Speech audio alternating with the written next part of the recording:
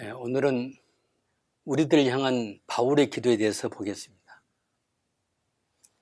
본문 에베소서 3장 14절에서 21절 말씀입니다. 이러함으로 내가 하늘과 땅에 있는 각 족속에게 이름을 주신 아버지 앞에 무릎을 꿇고 비노니 그 영광의 풍성을 따라 그의 성령으로 말미암아 너희 속 사람을 능력으로 강건케 하옵시며 믿음으로 말미암아 그리스도께서 너희 마음에 계시게 하옵시고 너희가 사랑 가운데서 뿌리가 박히고 터가 굳어져서 능히 모든 성도와 함께 지식에 넘치는 그리스도의 사랑을 알아 그 넓이와 길이와 높이와 깊이가 어떠함을 깨달아 하나님의 모든 충만하신 것으로 너희에게 충만하시기를 구하노라. 우리 가운데 역사하시는 능력대로 우리의 온갖 구하는 것이나 생각하는 것에 더 넘치도록 능히 하실 이에게 교회 안에서와 그리스도 예수 안에서 영광이 대대로 무궁하기를 원하노라. 아멘. 우리는 하나님의 영원하신 영원전에 준비하신 은혜를 따라서 하나님 나라 시민이 되었습니다. 하나님이 장세전에 우리를 선택하셨고 하나님의 경륜에 따라서 하나님의 은혜의 지극히 풍성함을 나타내셔 예수 그리스도로 말미암아 십자가로 구속하셨습니다. 그리고 성령 하나님을 통해서 우리를 부르시고 믿게 하시고 또 인을 치시고 보호하시고 천국까지 인도하시는 것입니다. 우리의 신분은 이 복음을 알기 전까지는 그리스도 밖에 있었고 죄와 허물로 죽은 상태로 죄인이었습니다. 하나님의 은혜가 나타나서 현재는 구속받은 천국 시민이 된 것이고 오늘 우리가 이 복음을 전해주었던 바울 사도께서 우리 신자들을 위해서 한 기도를 생각해 보겠습니다. 바울의 처음 기도가 우리의 속사람이 능력으로 강건하게 되는 것입니다. 우리의 육체는 다른 동물과 다름없는 고깃덩어리에 불과합니다. 사람은 다른 동물과 달라서 육체와 영혼으로 구성되어 있습니다.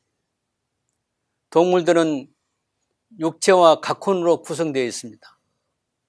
각혼은 육체가 죽으면 없어지는 것입니다. 그러나 영혼은 육체가 죽어도 죽지 않은 존재입니다. 이것은 하나님의 창조의 영역에 속해 있기 때문에 왜 그렇게 되어 있는지는 사람의 지혜로는 알 수가 없는 것입니다.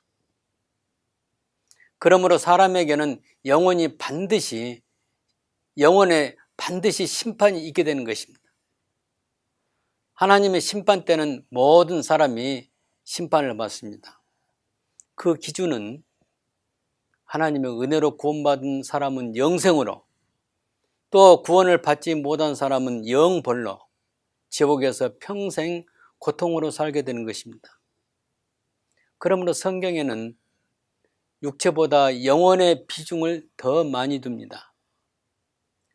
오늘날 사람들은 영혼보다 육신에 더 비중을 두고 사람마다 자기 방법대로 무엇을 먹을까 혹은 무엇을 마실까 또 무엇을 입을까 또 어떻게 즐길까에 몰두하고 있습니다.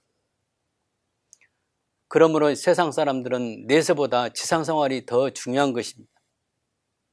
장차 구원과 관계없이 현재 살고 있는 나의 환경과 그 환경 안에 살아간 나 자신이 더 소중한 것입니다. 지상생활에서 성공의 기준은 돈과 명예와 출세에 있습니다. 이것이 바로 육체를 기준으로 해서 자기 영광과 행복을 최고의 목표로 정하는 의미가 있는 것입니다. 그러나 우리는 하나님의 영광을 최고의 목표로 정하고 먹든지 마시든지 또 무슨 일을 하든지 우리는 드러나지 않고 오직 하나님만 드러나는 하나님의 영광을 위해서 사는 것입니다.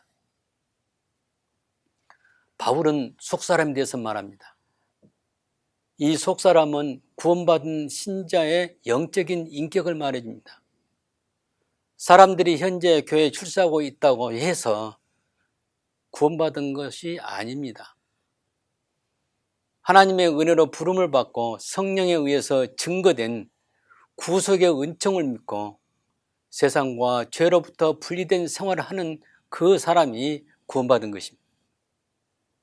이 복음을 처음 깨닫고 신앙생활을 시작하는 단계는 영적으로 속사람이 갓난 어린아이처럼 그 상태입니다. 거듭났다고 하는 단계입니다. 속사람은 거듭남으로부터 출발하게 됩니다.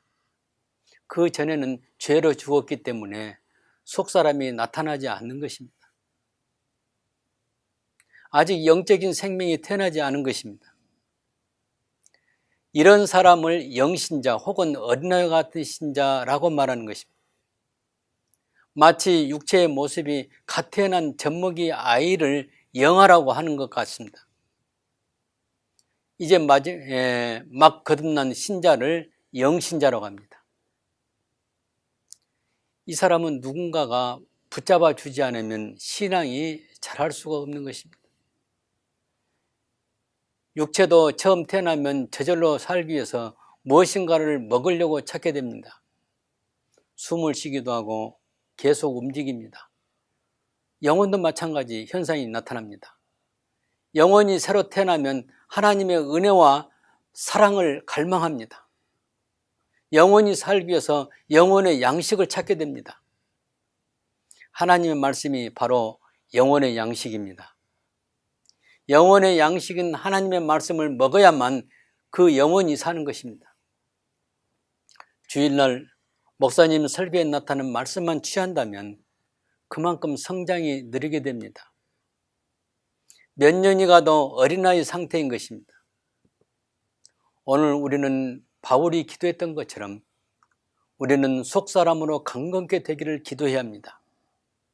육체도 중요하지만 우리 영혼이 더 중요합니다. 예수님은 온 천하를 얻고도 목숨을 잃으면 무엇이 유익하리요? 마태복음 16장 26절에 이렇게 말씀하셨습니다. 목숨은 영혼을 말하는 것입니다. 지상에서 돈을 많이 쌓아두고 성공하고 명예가 주어졌다 할지라도 영원히 지옥에 가면 아무 유익이 없다는 말씀입니다. 그러므로 우리의 관심은 영적인 생활에 두어야 합니다. 항상 하나님을 두려워하고 하나님의 영광을 드러내는 것을 최우선으로 하는 것입니다.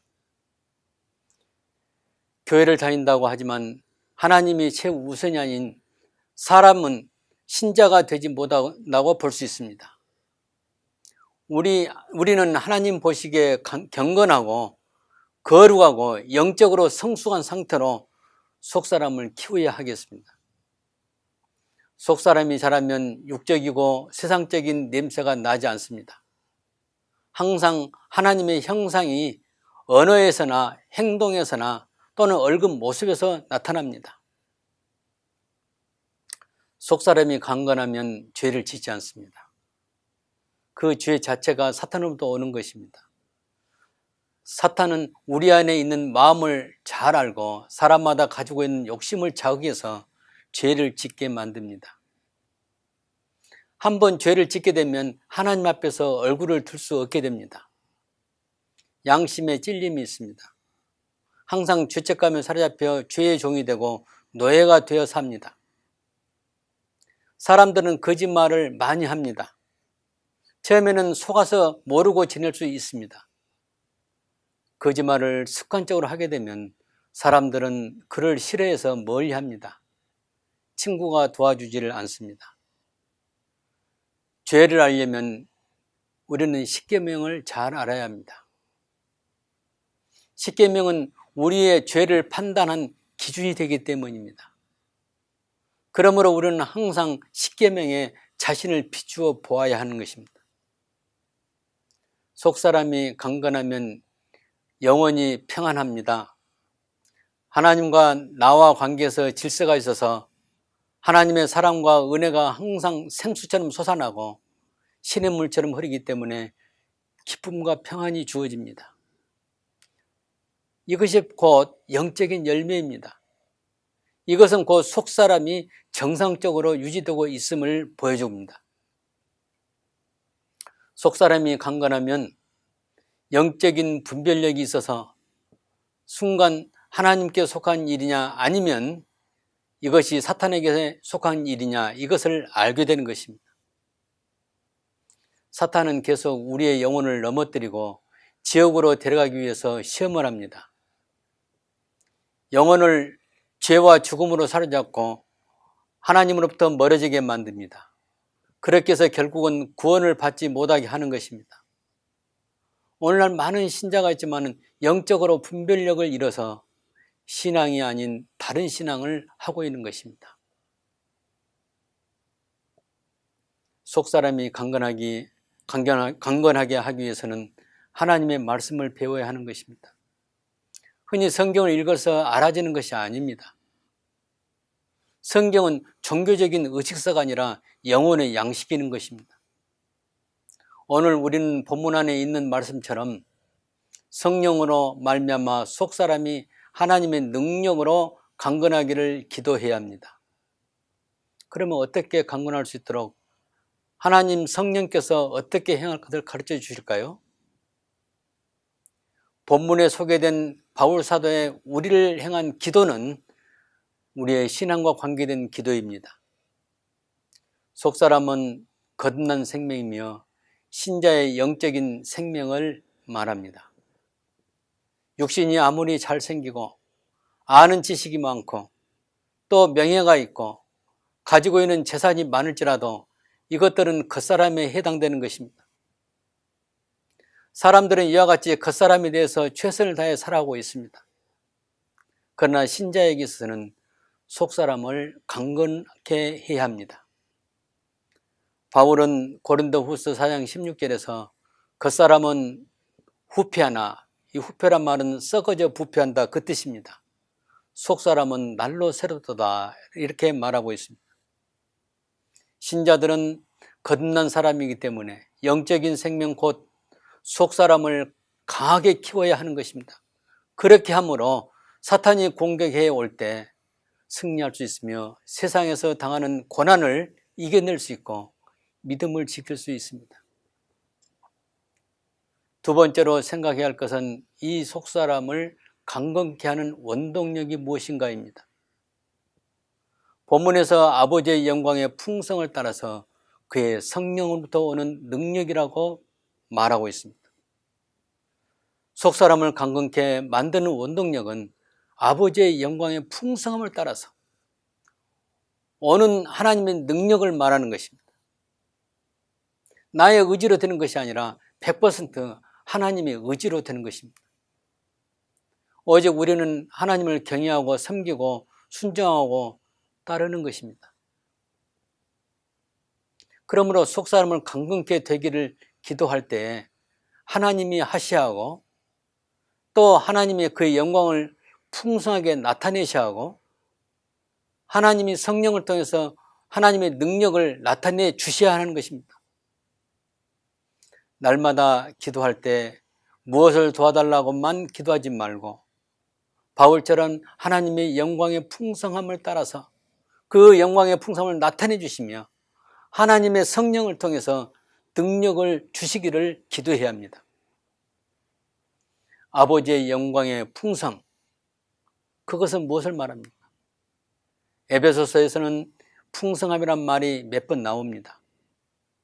그의 은혜의 풍성 1장 6절에 나오고 기업의 영광의 풍성 1장 18절에 나오고 그의 은혜의 지극히 풍성함 2장 7절에 나옵니다. 또 측량할 수 없는 그리스도의 풍성 3장 8절에 나옵니다. 그 영광의 부요함 로마서 9장 23절에 나옵니다.